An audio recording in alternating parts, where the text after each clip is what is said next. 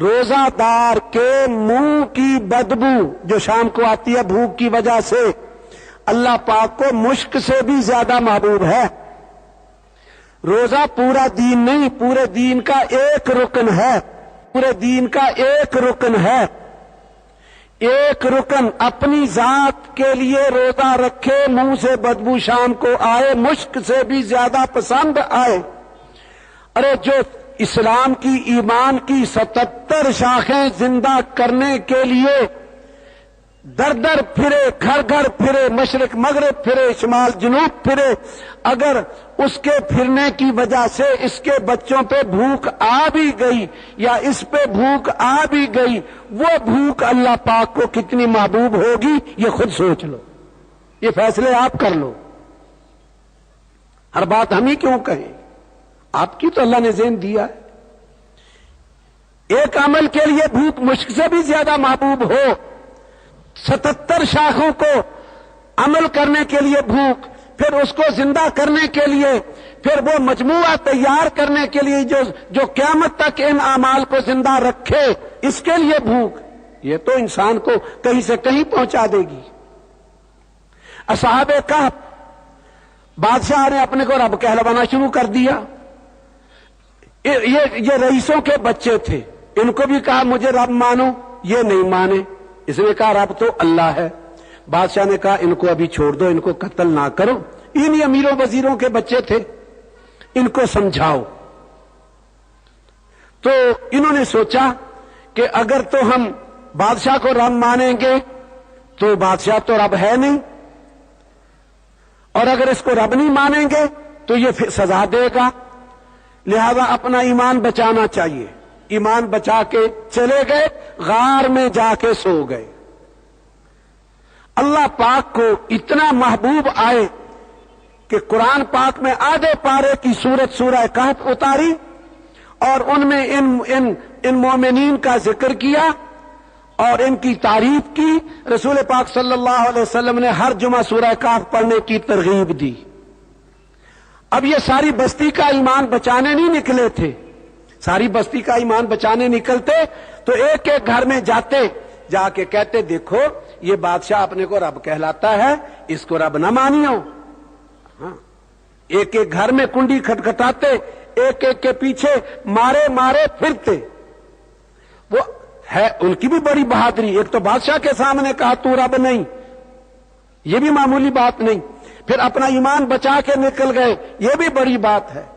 تو بتانا یہ چاہتا ہوں جو اپنا ایمان بچا کے غار میں جا کے سو جائے، ایمان اپنا بچا لے، وہ بھی اللہ کو اتنا پیارا لگے جو ساری دنیا کا ایمان بچانے کے لیے گھر گھر پھرے، در در پھرے، ٹھوکریں کھائے، تو وہ اس کا اللہ کے ہاں کوئی مقام نہیں ہوگا، اس کا اللہ کے ہاں کوئی مقام نہیں ہوگا۔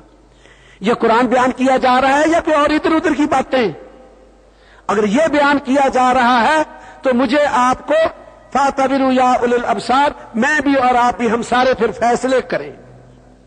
یہ ایک بات نہیں ہے، قرآن بھرا پڑا ہے، قرآن بھرا پڑا ہے۔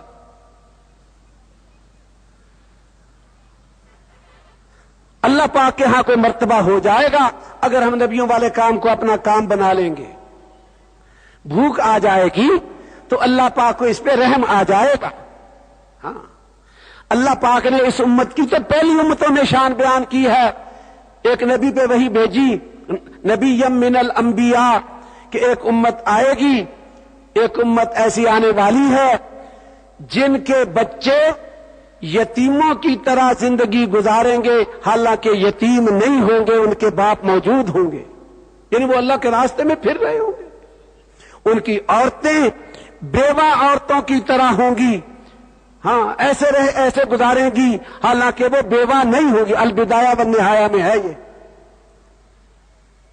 اللہ پاک تو پہلے نبیوں کو اس امت کا بتا رہا، ان کے بچے ہاں یہ کہ یتیموں کی طرح، عورتیں بیوہ عورتوں کی طرح گزاریں گی، اور حالانکہ وہ یتیم نہیں ہوں گے اور وہ بیوہ نہیں ہوگی۔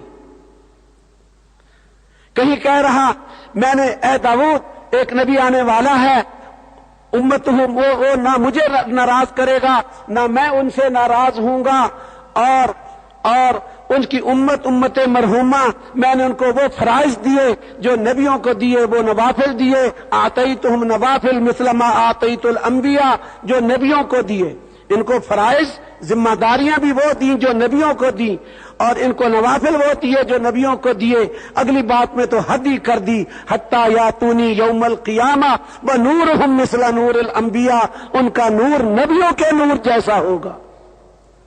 حیات صحابہ میں لکھا ہے، البدایہ والنہایہ میں بھی لکھا ہے، حیات صحابہ کے شروع کے اوراق میں ہے۔